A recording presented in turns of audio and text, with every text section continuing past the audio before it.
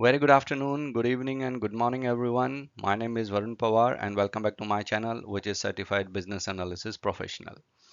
And today we'll continue with the techniques. So far, so good. We have done the 6 techniques, and let's move ahead. Today we'll also complete the 3 more techniques. And today we're going to cover acceptance and evaluation criteria, backlog management, and balanced scorecard. So, what is acceptance and evaluation criteria? So if any of you working with the IT organization or working in a software development lifecycle or developing applications, so you'll find this acceptance criteria very frequently. So this is something like when and you might heard about the user acceptance testing, business acceptance testing. So when we are talking about the testing, acceptance testing, in those testing, basically the testers go through the acceptance criteria as a checklist and try to uh, do the conditions like pass or fail based on the acceptance criteria. During the testing of an application, if something is meeting based on the criteria, the checklist, then that condition is passed. If that is not meeting, then that condition is failed. So this is acceptance criteria. I will show you this how it looks in Zira. If any of you working in a Zira software, so acceptance and evaluation criteria are used to define the requirement, outcomes, or conditions that must be met in order for a solution to be considered acceptable. Acceptance criteria, it describes the minimum set of requirements that must be met in order for a particular solution to be worth implementing. Acceptance criteria are typically used when only one possible solution is being evaluated and are generally expressed as a pass or fail, right? And then what is evaluation criteria? So acceptance criteria and evaluation criteria are interlinked, but in general way, evaluation criteria comes first and then the acceptance criteria. How? I will show you it later. So evaluation criteria comes when there are multiple design options and you have to choose the best out of those available.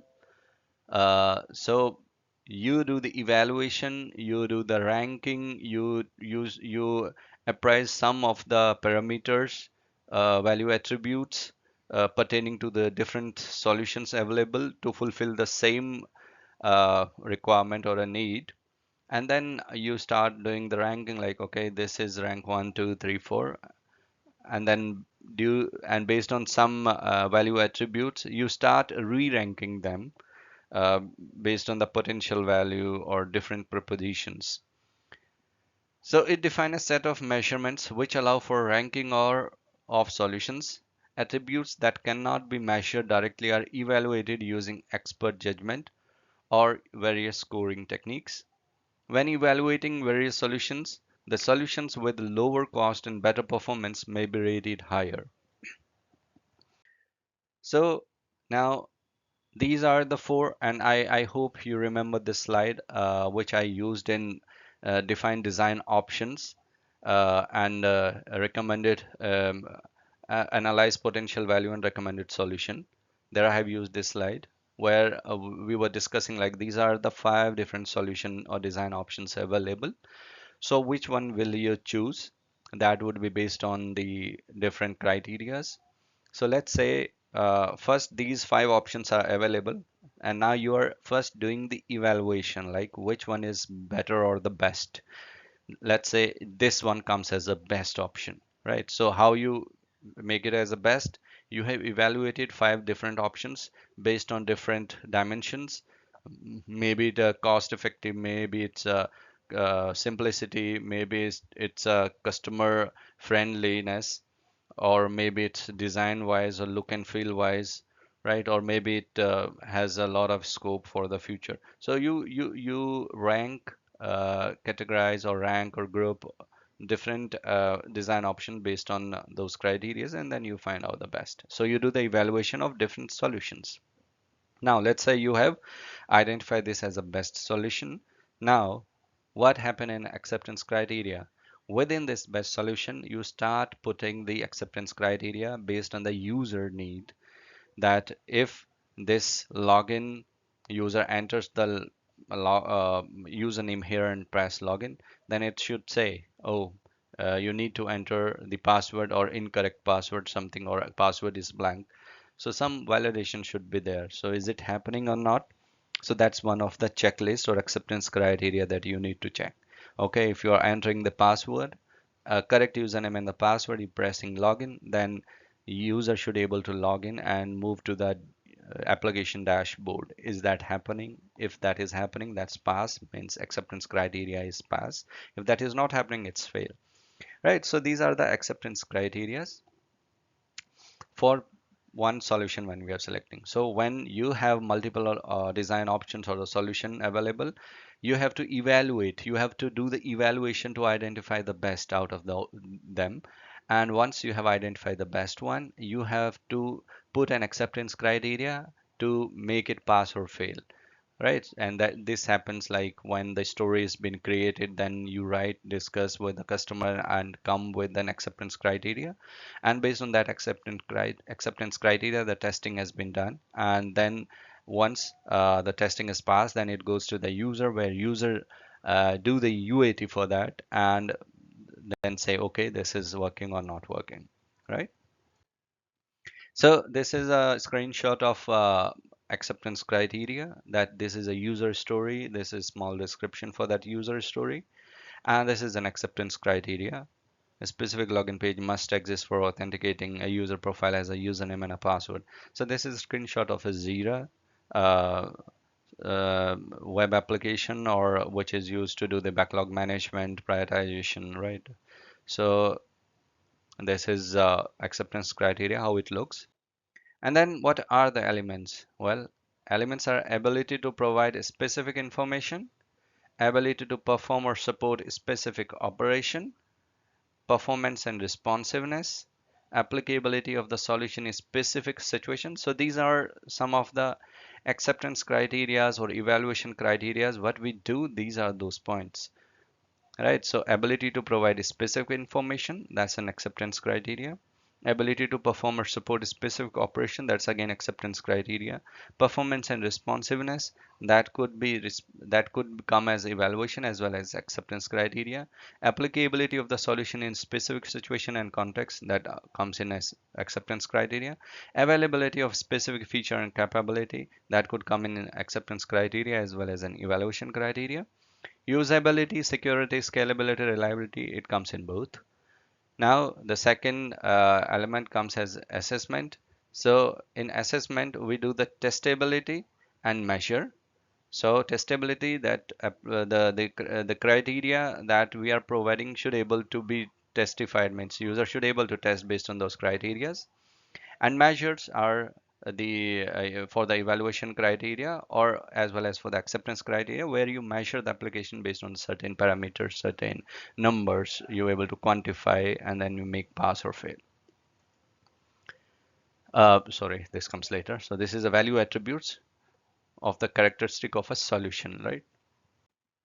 Now, so when we have one solution, I said, right, the value attributes are the same, but we generally put an acceptance criteria there for particular solution, and at the end we do this pass or fail. And when there are multiple solutions exist, we generally do evaluation based on the similar value attributes or similar uh, parameters, right? And we define those measures and select the best solution. And what comes out of this evaluation criteria is solution value ranking. Now, what are the pros and cons? For the pros, in agile methodologies may require that all requirements be expressed in the form of testable acceptance criteria. Evaluation criteria provide the ability to assess diverse needs based on agreed upon criteria such as features, common indicators, local or global benchmarks, and agreed ratios. Evaluation criteria assist in the delivery of expected return on investment or otherwise specified potential value. Evaluation criteria helps in defining priorities. Then what are the cons? So basically the strength and the weaknesses. The weaknesses are acceptance criteria may express contractual obligation and as such may be difficult to change for legal or political reasons. Achieving agreement on evaluation criteria for different needs among diverse stakeholders can be challenging, right? So to come up with an acceptance criteria very challenging if there are different stakeholders. What stakeholder needs is there. It's difficult to put it in acceptance criteria if there are different stakeholder pertaining to the same requirement. Now, what is backlog management? Yeah, this is very frequent. If you are people working in a software industry, you will find like, okay, you are having the backlog manage, you having your backlog where you prioritize the stories, you put up the story points, you do the ranking, you do backlog management, you do the planning and all. So the backlog is used to record, track, and prioritize remaining work items. A backlog occurs when the volume of work items to be completed exceeds the capacity of complete them. What items to be? So what happens in a backlog management? Suppose you are going through the different sprints. Sprints are basically the stipulated time period development in which you follow like 3 weeks, 4 weeks sprints. You take a work, you try to complete that work within that time period. Uh, and if there is some work that cannot be completed in that time period, you start putting those items or stories in a backlog as a pool, right? And then from that backlog, you start doing the prioritization again. A backlog occurs when the volume of work items to be completed exceeds the capacity to complete them.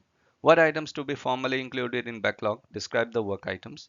Track the work items, review and prioritize. So these all things you do in a backlog management. You track the work items, you review and prioritize those. You work items you select, you remove those work items. Those sort of things you generally do in a backlog. So I'll show you how it looks. So this is a backlog board for might be I have simply taken it from Google. So you can say like sprint three is there in which the certain story has been prioritized. Then again that might be the same. They are taking the two sprints. So it could be sprint four. There are certain stories already been prioritized. If something is not prioritized, those come in a backlog. So there is another list down there, which a lot of items or work items are also there. Then you start doing the prioritization, all those. Now, what are the elements? The first one is items in backlog. Then, what items are in the backlog? These are user use cases. It could be user stories, it could be change request, it could be defects, it could be functional requirements, planned rework, could be non-functional requirement, maintenance work, or design, etc.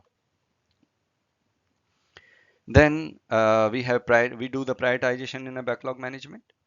Then we do ranking, we do category wise rank prioritization, we do negotiation. So there are three ways of doing the prioritization. One is the ranking. You rank the stories higher than other one. You rank lower than. Then categorization, like when there are similar items that is fulfilling the same requirement, you start grouping them, right? So it's category is basically grouping them together. And then negotiation is you start discussing with the stakeholders, and based on the need and the criticality of the story, you start negotiating and put the highest critical stories on top. And you do the estimation in a backlog management as well. And you do the estimation based on the size of the story, like how much time it will take, the complexity, like how much the story is complex, and the efforts, how much time it would take. Size is basically how long that story is based on the scope. Complexity is how complicated that story is to implement or to work on, and efforts is how many resources taking the time to complete that story. Then you manage the changes in the backlog, and you do the changes in a backlog based on the stakeholder needs, if that needs it changing or not. Then if more time is required to consume to make that story workable or implementable based on the timing. Then longer time than estimated. If a story might take longer time, then you start making changes in that story. And work product might have defects. So the work product that already you have worked upon might have defects. Then you have to reprioritize, you have to modify. So there could be, you have to understand like what how to manage the changes in a backlog based on these needs. We generally manage the backlog or do the changes in a backlog. So let's talk about the pros and the cons. So an effective approach to responding to changing stakeholder needs and priorities. So this is very real time. So as in when the changes of the stakeholders are there, you can do the modification then and there in a backlog. Items on top of the backlog are elaborated and estimated in detail. Items near, because these are the prioritized one, because these are on top and could be the good candidates for bringing them in the upcoming sprints. So these are in very detailed. Items near the bottom of the backlog reflects lower priorities and receive less attention.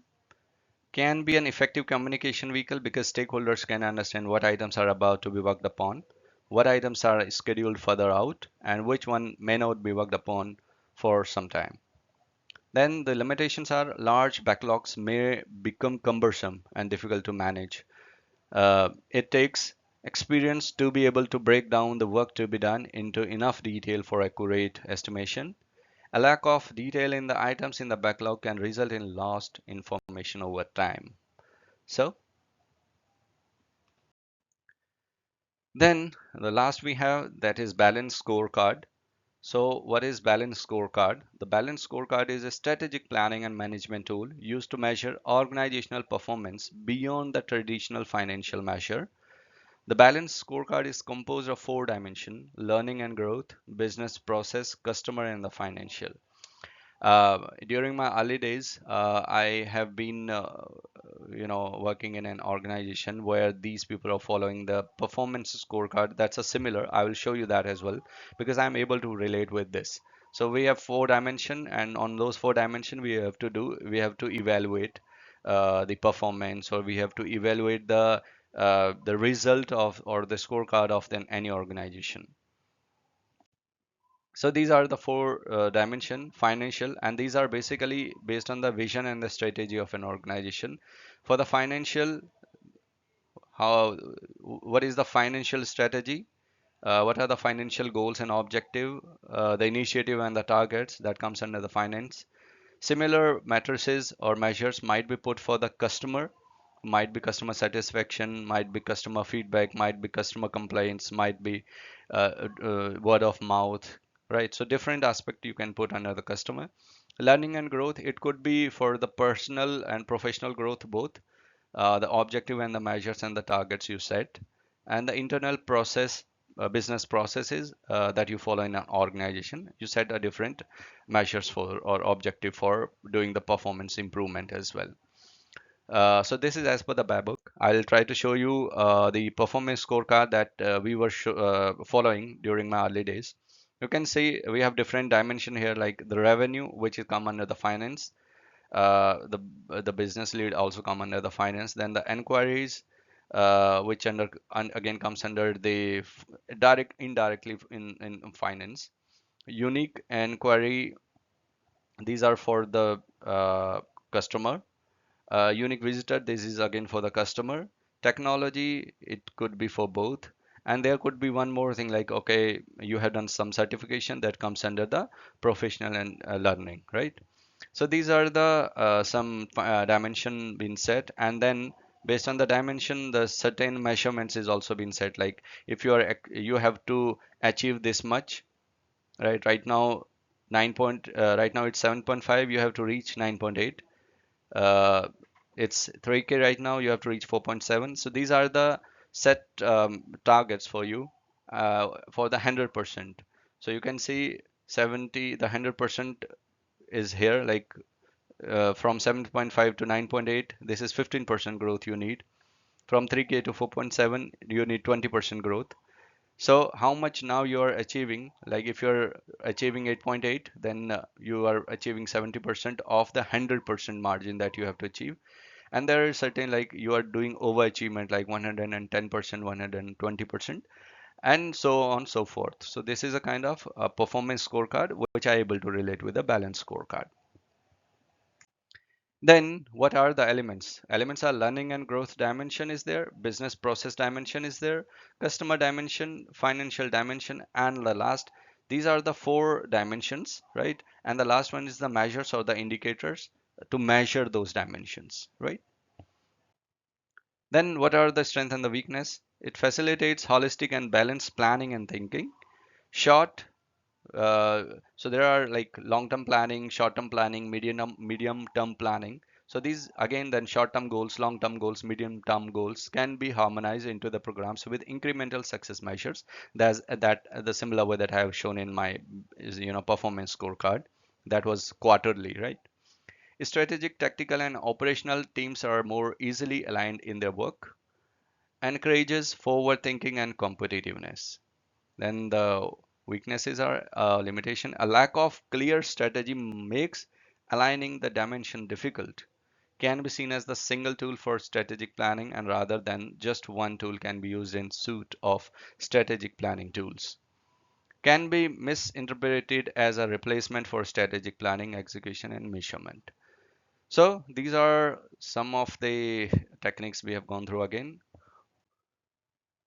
This is it for today's session. We'll meet again in upcoming session. We will come with three more techniques to discuss there.